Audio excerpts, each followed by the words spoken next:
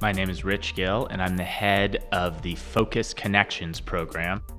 The opportunity that we saw for Focus Connections was working with groups of brokers who are within one of the large wirehouse firms and who are really already acting a lot like an independent RIA.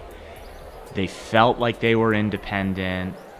They didn't feel a close connection with their firm, but they just didn't know how to get from here to there. And they weren't sure about the risk reward of taking this big leap of faith to create their own firm.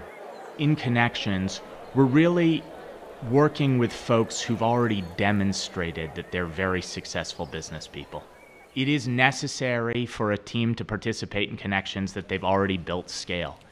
And I think we all recognize the only way to truly build scale in the wealth management industry is to collect a great set of client relationships and then keep those relationships over time. So by the time we're talking to a group, they've already built an enviable business. Those people choose to take a risk, and clearly that's an emotional step because for most of them it is the biggest decision they make in their business lives. And there are really two pieces to the decision. The first is the decision to go independent because they believe it's the right thing to do. And the second piece of that is going independent with Focus because they believe Focus can provide them support, and Focus is the one firm that can truly help them create a great independent business without giving up any of the control that really caused them to make the decision in the first place.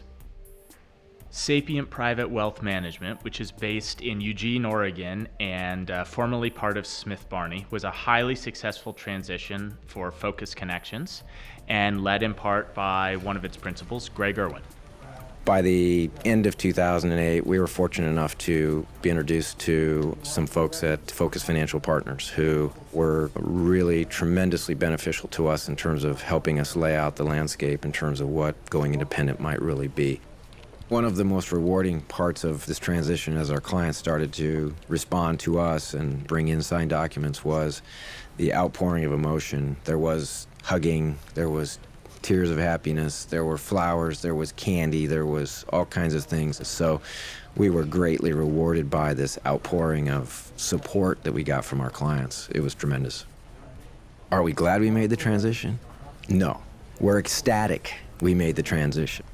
All of the burdens that we've carried for years that were making it more and more difficult just to come to work every day all disappeared the day that doors opened at Sapient.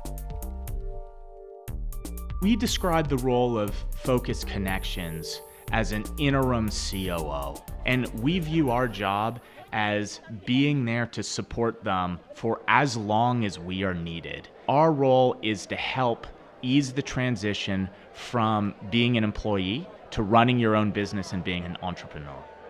The role of Focus is to make sure that all these things are right and that they fit together and that they're really going to work and therefore allow you to serve your clients day one. So we commit an enormous amount of resources, both financial and human capital, to every Connections deal. The other thing that really gives us a unique advantage as part of Focus is that we have a very deep insight into 20 of the best RIA firms in this country. And as shareholders in Focus, they're very willing to share with us and our Connections firms everything from how they look at a partnership agreement to how they're growing their business to how they're managing succession. We're very fortunate in that the groups we've worked with have all had extraordinary performance in terms of retaining their clients. We average a 90% plus retention on our Connections deals. And almost always with Connections deals, I'll get a call 2 to 3 months after the resignation date.